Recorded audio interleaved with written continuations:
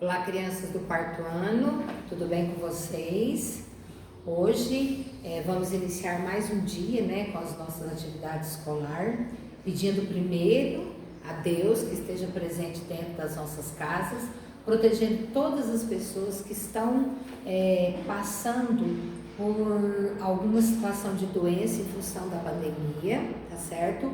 Uma situação triste, para o mundo inteiro, mas que tenhamos esperança que tudo possa se resolver o quanto antes e que todos nós possamos voltar para a nossa vida, para o nosso dia a dia, voltar para a escola, rever as professoras e nós também revermos cada um de vocês, tá certo? Bom, eu vou trabalhar com vocês umas atividades de língua portuguesa. A tia Dirce até escreveu aqui, coloquei as páginas que nós vamos trabalhar agora em vídeo, tá bom? Nós vamos começar lá no finalzinho da página 130, tem um exercício que ele prossegue na página 131. Então, para que a tia Dirce possa explicar a atividade da página 131, eu gostaria que vocês fossem lá na página 130, tá? No finalzinho do livro. Tem uma atividade que diz assim: indique outra família para as palavras que estão destacadas aí no livro. A tia Dirce escreveu as palavras aqui, Então eu tenho assim, vazio. Então o que eu tenho que fazer? Me lembrar de uma outra palavra que venha da palavra vazio, Que seja derivado de vazio. Então, um exemplo que a tia Dirce vai colocar. Não tem a obrigatoriedade de você fazer igualzinho da tia. Eu vou te dar um exemplo. Só que se você fez um diferente, você lê direitinho, confere para ver se está de acordo com o que o exercício está pedindo, tá legal? Então ele colocou pra gente vazio, De vazio, podemos usar a palavra esvaziar, certo? Então, olha, de vazio, esvaziar. Você põe palavrinha escrita com Z, continua na escrita com Z. E essa palavra, ela lembra essa palavra daqui. Então, é uma palavra que lembra a outra. Então, eu tenho vazio, esvaziar. Deslize. Eu posso colocar deslizar. Posso colocar deslizar, posso colocar deslizante, tá certo? Da palavra cicatriz, eu posso colocar cicatrizar, cicatrizar, ou então cicatrizante, também dá certo. São palavras da mesma família, Que quando você pronuncia uma, quando você pronuncia a outra, você percebe que uma tem tudo a ver com a outra. Então, são palavras da mesma família, certo? Da palavra azedo, eu posso colocar azedar, certo? Azedar. Então, por exemplo, azedo, azedar. O leite que estava no litro azedou, certo? Então, de azedou, azedar, com Z, Palavras da mesma família.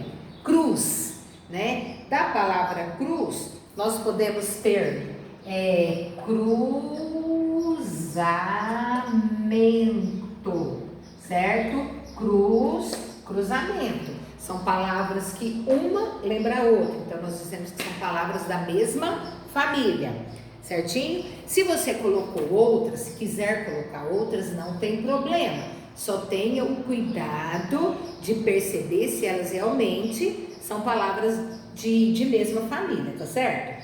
Embaixo tem uma atividade que diz assim, acompanhe a leitura com a professora, por favor. Tem uma atividade que ela pergunta assim, para cada um de nós. Ele diz, complete as regras do emprego de S ou Z. Escreve-se com S as palavras da mesma família. Então, nessa lacuna que nós temos aí, você vai completar da mesma família. Não esquece o acento agudo no I.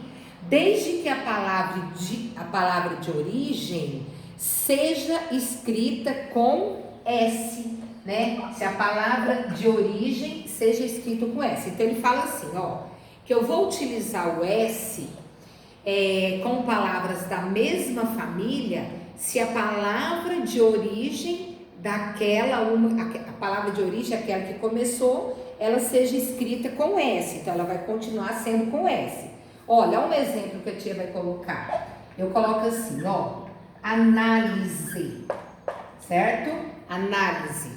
Eu tenho a outra palavra que pode ser da mesma família, analisar, ou contrário, né? Tanto faz. Analisar, análise. Então ele fala que se as palavras de origem forem escritas com S, uma palavra da mesma família que aquela também vai ser escrita com S, né? Então eu falo assim, ó, pausar. Pausar é com S. Pausado também vai ser escrito com S, certo? Então, olha, nesse exemplo que a tia colocou, analisar, análise. Eu tenho S nessa palavra de origem, a outra palavra da mesma família também eu vou escrever com S, tá certo? Na regrinha de baixo ele traz assim, ó, acompanha. Escrevem-se com Z. Então, na primeira lacuna você vai completar com Z as palavras da mesma família, uma vez que a palavra de origem seja escrita com Z também. Então, no outro espaço, você também vai completar com Z. Bom, o que significa isso? Então, quando ele fala assim, olha, voltando ao exemplo da atividade anterior, quando ele colocou assim, ó, azedar,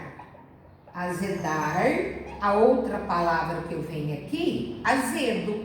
Então, essa palavra azedar seria uma palavra de origem, pode dar origem à palavra azedo. Se azedar eu escrevo com Z, azedo também vou escrever com Z, certinho? Bom, nessa atividade de baixo, acompanha por favor. Ele diz assim, olha a proposta do exercício. Ele fala, para completarmos as frases com uma das palavras, uma das opções que nós temos logo abaixo. Então, lá na letra A, ele colocou assim, vamos fazer uma pausa no lanche. Aí ele nos pergunta, pausa, eu escrevo com S ou com Z? Com S, não é? Porque se eu falo assim, eu vou pausar o filme, com S. Aí eu digo assim, vou dar uma pausa nos estudos. Então, se pausar com S, pausa com S também. Então, na frase A, ele coloca, vamos fazer uma pausa para o lanche. Você marca a alternativa pausa, né, na de baixo. Então, você vai colocar como correto a opção pausa, tá certo? Pausa, vem de pausar, que eu escrevo com S, pausa também com S. Isso na letra A. Na letra B, eu tenho assim, foram muitos os aplausos ao espetáculo. Aplausos com Z, aplausos com S. Aplausos com S, né? Então, você vai assinalar a alternativa aonde eu tenho aplausos com S. Na letra C, nós temos todos precisam de repouso. Repouso com Z, repouso com S. Então, aí na letra C, nós vamos marcar como correto a palavra repouso com S, né? Repouso vem de repousar. Se repousar, que seria a palavra de origem, eu escrevo com S, repouso também será escrito com S, tá bom? Na letra D, pessoal, você vai marcar a alternativa, vimos o preço da diária na pousada. Pousada, eu vou escrever com S, certo? Pousada. Se pousar é com S, pousada também será com S, certo? Então, nesse caso aqui, você vai marcar um X em pousada. Bom, vamos lá na página 132. Ele coloca uma outra regra para a gente relembrar, né? Ele diz assim, ele nos colocou assim, ó, usa-se a letra S depois de ditongos.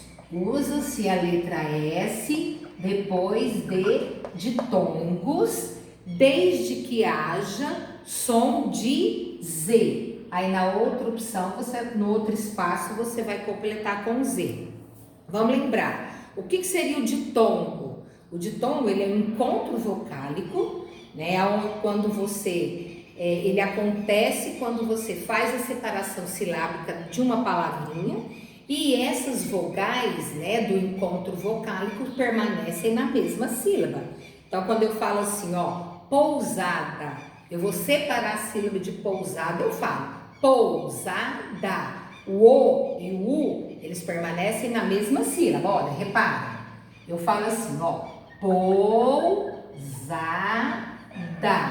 Aqui eu tenho encontro vocálico. Por quê? Eu tenho uma vogal ao lado da outra numa mesma sílaba, certo? Eles não estão em sílabas separadas. Então, nós classificamos esse encontro vocálico como ditongo. Aí ele diz assim, ó, usa-se a letra S depois de ditongos, desde que haja som de Z. Vamos praticar essa regra aqui embaixo, ó. Presta atenção na atividade que vem cá embaixo. Ele coloca assim, ó, complete as frases com o masculino ou o feminino das palavras destacados. Então, veja, ele coloca assim, conheci um garoto francês, conheci uma garota francesa. Então, francês, francesa, né? No final, nós a escrevemos com S. Na letra B, isso na questão A, tá bom? Na letra B, eu tenho assim, ó, vi um quadro com uma bela praça holandesa. Aí ele coloca, vi um quadro com um belo jardim holandês. Então, lá em cima, holandesa, cá embaixo, holandês, certo? Um no feminino e o outro no masculino. Adoro comida japonesa, na letra C. Então, embaixo ele coloca assim, ó, adoro o povo japonês, certo?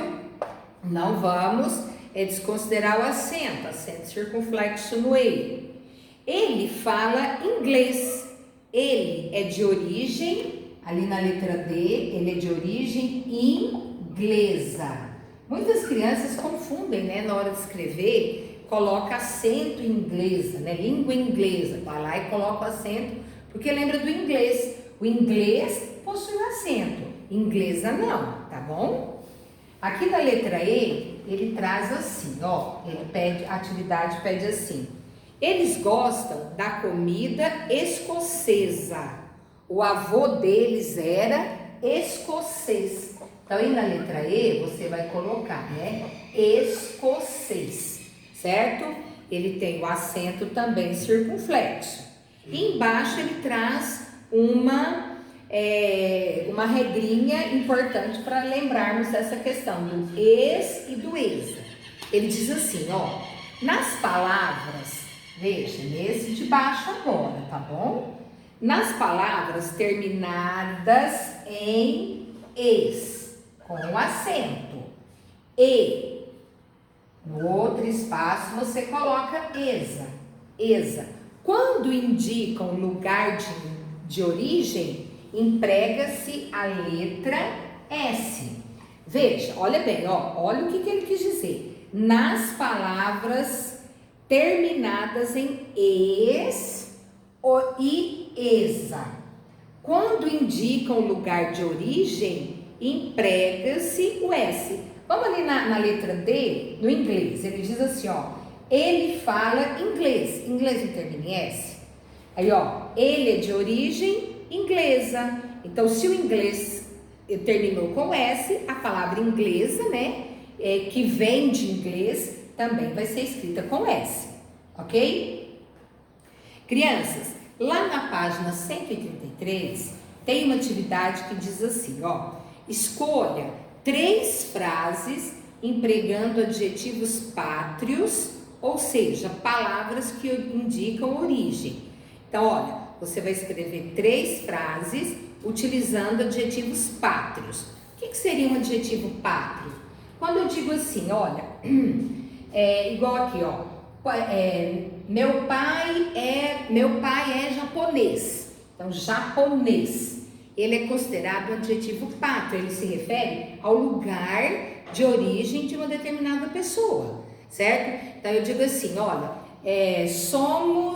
fazemos parte da população brasileira, um adjetivo pátrio que se refere a Brasil e ele quer dizer ao lugar aonde a nacionalidade da pessoa, Brasil, brasileira. Então você vai escolher qualquer adjetivo pátrio e vai colocar 3 frases nesse espaço a seguir. Precisa só ser o que está aqui? Não, você pode escolher qualquer adjetivo pátrio, né? Desde que lembrando sempre que tem que se referir à nacionalidade da pessoa, tá certo? Então eu digo assim, olha, vamos voltar aqui para a Holanda, certo? O povo holandês é um povo trabalhador. Então, holandês, ele se refere a uma nação específica. Holandês. Então, holandês é o adjetivo pátrio, tá certo? Aí, nessa atividade da página 133. A atividade de baixo, ela diz assim, ó, retire do material complementar os adesivos que correspondem à classificação das palavras, à classificação das sílabas tônicas. Lá no final do nosso livro, lá na página, só um minutinho para a tia colocar para vocês, 303. Lá na página 303, nós temos esses adesivos aqui. Então, 3 desses adesivos, eles se referem ao significado correto das palavras oxítonas, paroxítonas e proparoxítonas, né? Então, nós estudamos nesse capítulo do nosso livro, nessa unidade, que nós temos as palavras oxítonas, paroxítonas e proparoxítonas, que de acordo com a posição da sílaba tônica, as palavras têm uma classificação. Se a sílaba tônica se encontra na última sílaba, oxítona. Se ela se encontra na penúltima sílaba, paroxítona. Se ela se encontra na antepenúltima sílaba, proparoxítona. Você vai ler as 3 classificações que se referem às regras das palavras oxítonas, paroxítonas e proparoxítonas e vai colocar aqui, tá? Lá na página 303 tem a regra e aqui tem a palavra que está de acordo com aquela regra, tá bom? Eu vou deixar para vocês uma atividade para vocês fazerem. Eu não vou falar para casa, porque você já está em casa, não é? Então, eu vou dizer para vocês que vocês vão, na hora que você tiver um tempo, você organizar suas coisas, você vai fazer para nós, professores do 4º ano, a atividade que se encontra na página 256, na página 257 e na página 258, tá certo? São 3 atividades que você deve fazer, certo? Então, hoje, quarta-feira, então procure fazer até amanhã, para você não acumular tarefas, porque a gente sabe que a quantidade de tarefas às vezes fica grande, porque vocês não têm somente as coisas de escola, então o importante é você não deixar acumular, tá bem? Então procure fazer direitinho a página 256, 257 e 258, tá bom? Em outro momento nós vamos voltar, vamos corrigir, tá bem? Fiquem bem, fiquem com Deus e fiquem em casa. Beijos!